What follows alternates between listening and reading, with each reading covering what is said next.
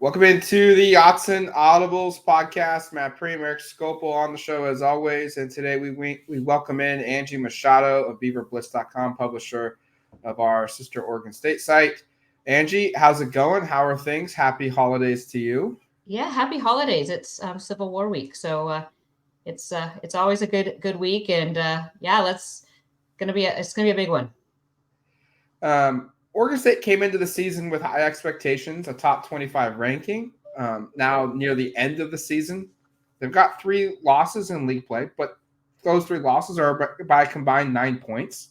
8 points. 8 points. Sorry, 8 points. Come on. They'll be ranked in the college football rankings on Tuesday, but they don't have a shot at the league championship. How do we define this season for Oregon State? Because there's a lot of good, but there's a lot of just what ifs too with this team this season.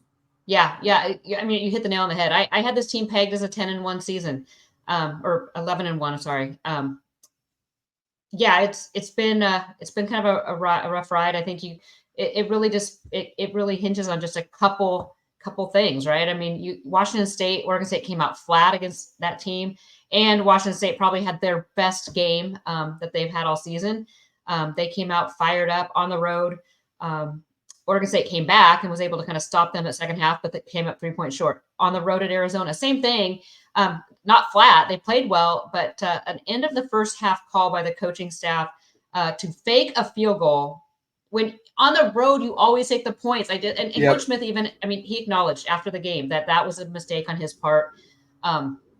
But again, Oregon State loses by 3, and then Saturday night in Reser, home game, rowdy crowd. Oregon State's played so much better at home than they have on the road over the past 3 seasons. Only 2 losses now at Reser Stadium. So that was a rough one as well. Lost by 2 to the Huskies. Kind of made a valiant comeback. They had the chance. They had 7 minutes, 55 seconds left in the fourth quarter to sustain a drive, and couldn't make it happen. Just they had to get down and make a field goal and could not make it happen. Turned over on downs with 2 minutes left, and that was the end. But I think there's some disappointment in Corvallis. If you were to talk to players and coaches, they did feel that this was a big year, and they've come up short. But no conference championship hopes now. But finish the year off at Autzen with the Ducks, and then a bowl game. So they're playing for that now. I was trying to think of a question to kind of summarize this series, and we don't have to, if we don't want to, get into what we think will happen long term if Oregon State will play each other. It seems like there's more positive momentum the past week that could be something that takes place. But I wanted to go back to last year. I know this is an Oregon podcast, and Oregon fans aren't going to like me talking much about this game, but Oregon State fans, I'm sure this is a cherished memory. I was wondering, because from the Oregon side, I'm sure last year this was one of the worst Civil War games that they could remember. Where is this stack up? Where did last year's, the 2022 game, stack up in the history of the series from the Beaver point of view? And what other games are like in that conversation? Do you have a list at all? I don't. I mean, it was a big one, obviously. When you come back and can run the ball 34 straight times, that's pretty big. And they had no answer. That was big. And I think Oregon State fans, after they got over the shock of it, which took a little bit, but I would say 2000, the 2000 Civil War had so many implications. I was at that game. That was a giant one. And I cannot think of the year now. It was Lyle Moyavow was the quarterback. So I was at like 07-ish, 08. There was when they won in Eugene. Yeah, no, it was in Corvallis. Yeah. It was a Rose Bowl, Right. Rose Bowl on the line for that one. Ducks won that one. That was a big one. I'm trying to think but those two really kind of come. Maybe it was 12. Was it 2012?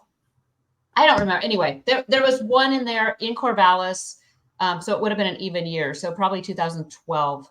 That Oregon State and Oregon had a Rose Bowl on the line. Oregon State lost and ended up, I think, in the Alamo. So that would have been 2012. But yeah, 2000 was huge, obviously. But last year was one of those games that I thought was it will go down. Now I'm with you. Beaver fans aren't going to like to hear this either, because they kind of have an opinion of they don't want to play the Ducks unless they're in a major conference. However, I'm hearing a ton of smoke to the fire that Oregon and Oregon State are trying to get that September 14th date worked out to continue the Civil War. Now, I was in that camp. Back in August, I would have said no. Wait till Oregon State actually has a major conference and it makes sense from a financial standpoint. However, Oregon State going independent right now, that's looking like the plan for the next 2 years. They're going to need strength of schedule, and so you throw in some games that can help their strength of schedule. I'm hearing 5 Power 5 games, 6 G5 teams, and then 1 FCS, which for Oregon State, it's going to be Idaho State just because it's on the schedule already. So, you throw in Purdue. I've heard Utah's in the mix. Oregon, that's a pretty compelling game, or, a couple good games. Yeah. Then you throw in some decent G5 teams. It could set up very well for Oregon State. And that is where I could see a continuance of the Civil War helping both programs. Staying kind of there, Jonathan Smith he continues to show he's one of the best coaches in college football, putting together really good teams with far less resources than everybody else. As the league closes shop after this season, what's the confidence level in Corvallis that they can keep their alumnus here? Because, like you said, there's financial disadvantages and advantages for being in a Power 5 or not being in a Power 5 school or a conference, and big names will come calling. Is Smith locked in long term for this ride right now? Yeah, I've been asking anybody I can find. I'm in Corvallis on Saturday. I was asking people. I've been calling and texting every source. I've been around this program since 2000, so it goes way back. So what I've been told is that Coach Smith is definitely in the day-to-day, and he's being kept aware of what is going on with the conference and what Oregon State is doing from that side of things. I've heard it's coming. I've heard I don't know if they've locked him up necessarily, but Smith has been kind of dodgy about it. And of course, he's not going to address. There's Michigan State rumors. There's, UCLA, of course, is, they haven't even fired Chip Kelly, but it's already rumored that Jonathan Smith's the next coach down there. So I do, this is something I think Smith is very happy at Oregon State. He has 3 young kids. The oldest is a sophomore in high school and involved in sports. So I think from that standpoint, he likes it. He's able to go run the clock at his kids, Boys and Girls Club basketball games. Right. He's able to, see his family, which, UCLA, you're going to be living an hour probably away from campus. It's going to be a different ball game, more media requirements. If you're at one of those schools, Oregon State, it's pretty low key. He doesn't have to do a ton of media engagements. So I think there's a lot to keep him at Oregon State. Now, I think it comes down to 2 main things. I think, what's he at, $4.5 million right now?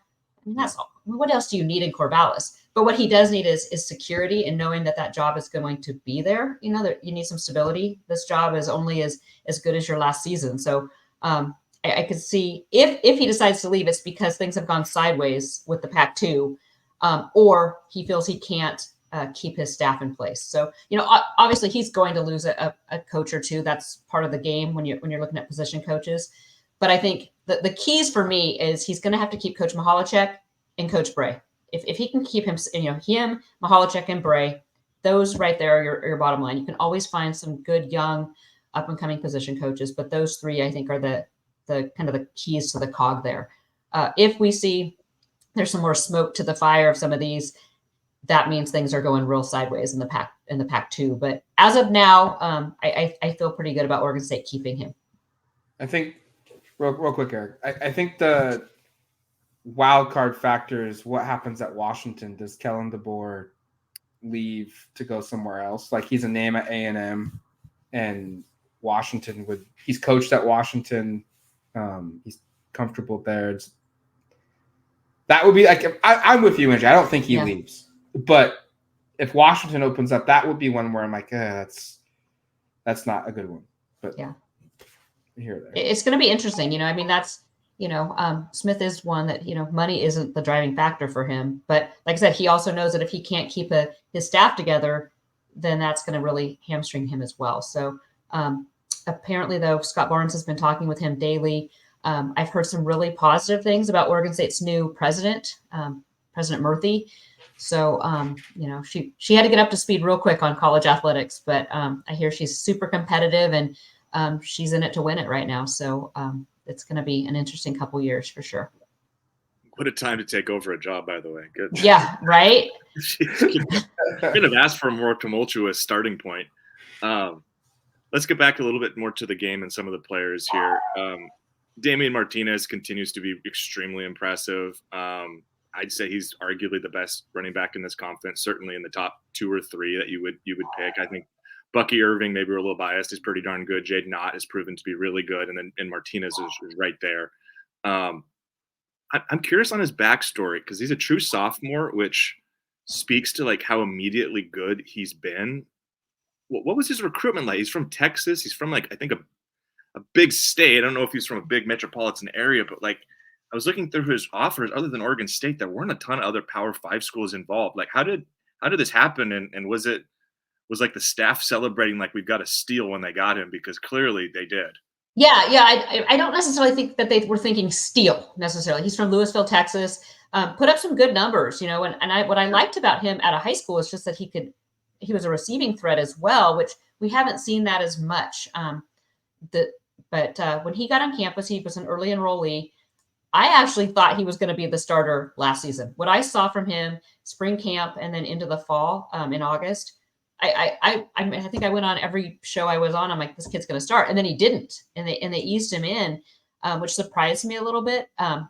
But blocking is still, and I will say, into a sophomore year, blocking is still maybe not his forte. So he is getting better, but that is probably his biggest weakness, and that's I think what really kept him off the field last year. But no, I think it was one of those like we think he's good, we think he could be a solid contributor, but it wasn't like they thought, oh my God, we just won the lottery. He has really proven to be a really solid addition, and keeping him, that's another one. I mean, Oregon State's going to have to try to find a way to keep him, Aiden Childs, because there's already rumors of some major NIL dollars being thrown at these guys to go elsewhere. So he is one I could, see Oregon State trying to have to fight a little bit for. But I agree with you. I think Damen belongs in the same in the conversation as Bucky Irving and Jade Knott as being, top 3 running backs in the conference. What I think makes what's Damen even better is the fact that he has that second punch with Deshaun Fenwick.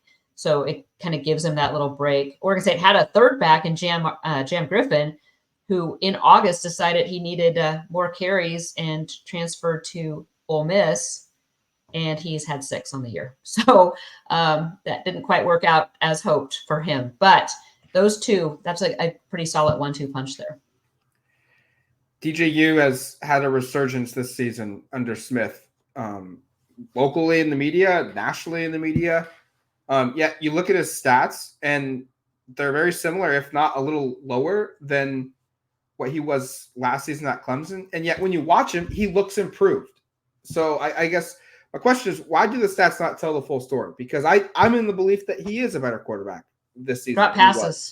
Drop passes. I mean, there's been a lot of drop passes this year. I think if you look at PFF, and I don't have the stat pulled up, but he's had more drop passes that should have been catches than any other quarterback in the country. So that's been problematic. I think he's shown that he's patient. Sometimes his patience is to a fault, though. I think some in the Washington game, he maybe waited a little too long to make some throws.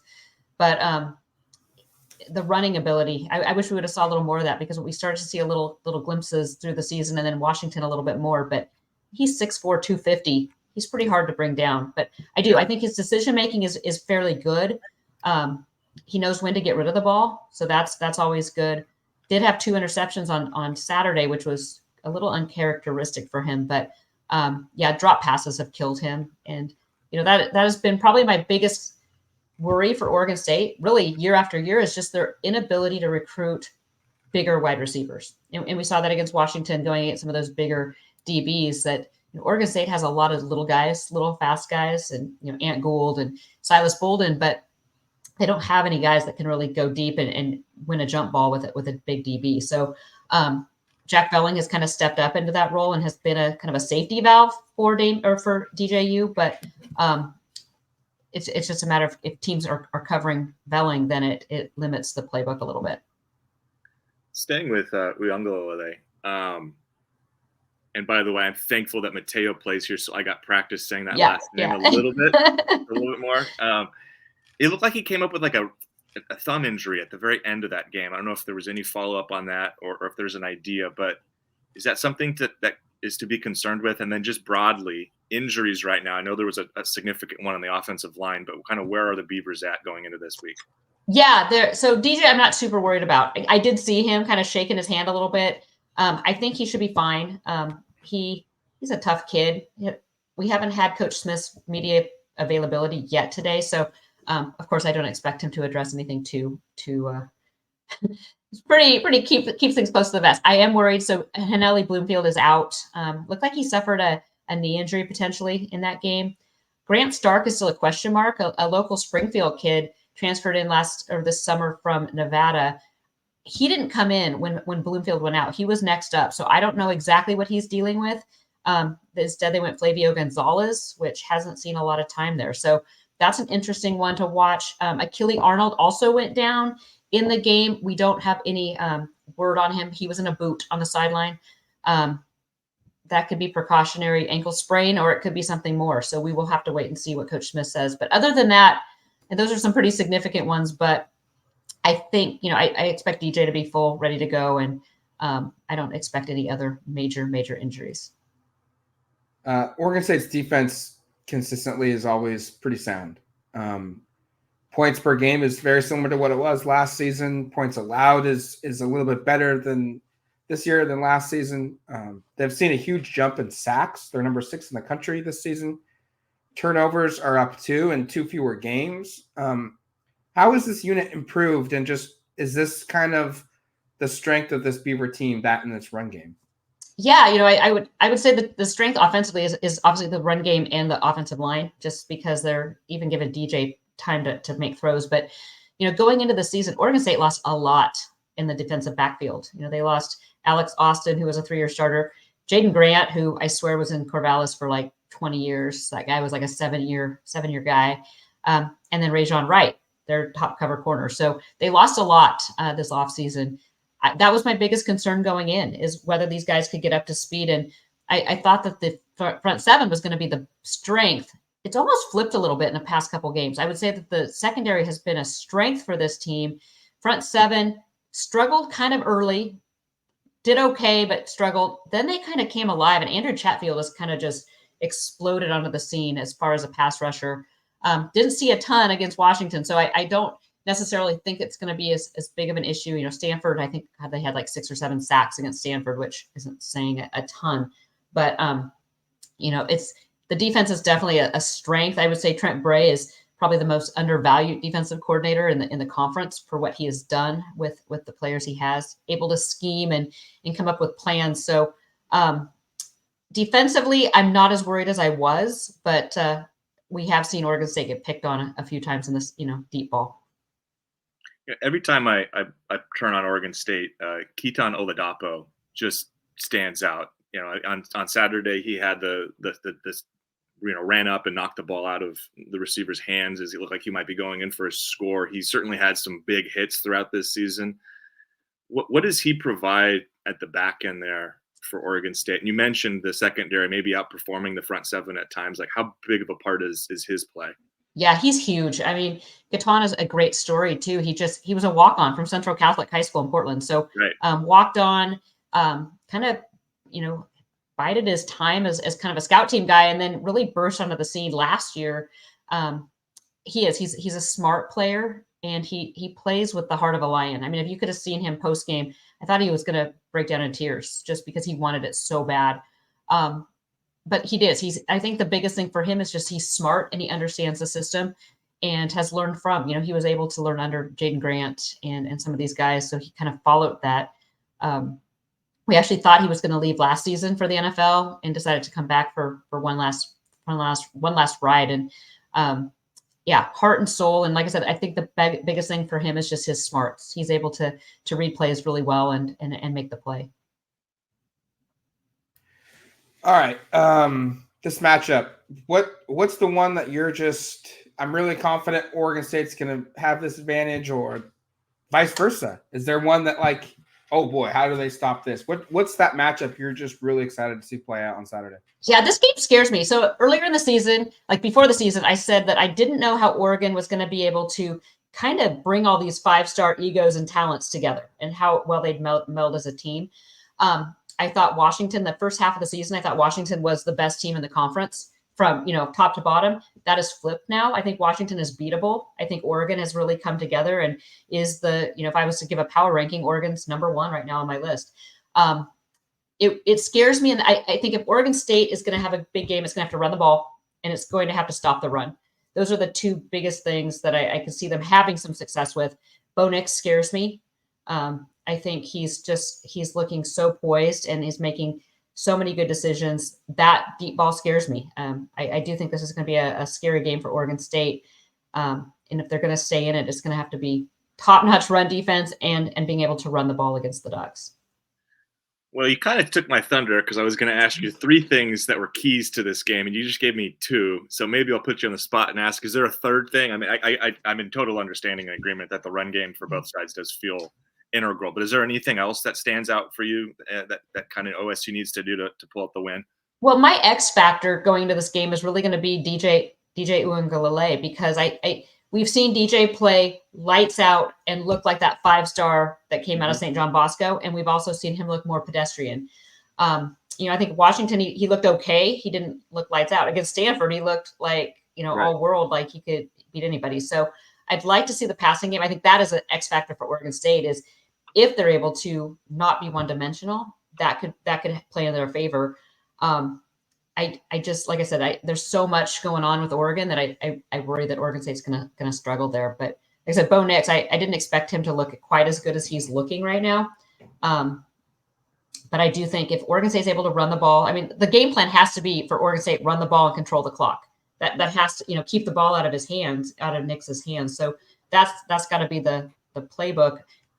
So yeah, I gave you, is that 3? Or also takeaways. I guess that's another key there. But yeah, Oregon's playing well on that side of the ball too. So that's plenty. You gave more than 3. I think you gave us 4. Okay. You're set. She is Angie Machado. You can find her work on beaverblitz.com. Angie, thank you for coming on the show. Enjoy the rest of your week of the holiday season, and we'll catch you in Eugene on Friday. Sounds good. Thanks, guys. Thanks, Angie.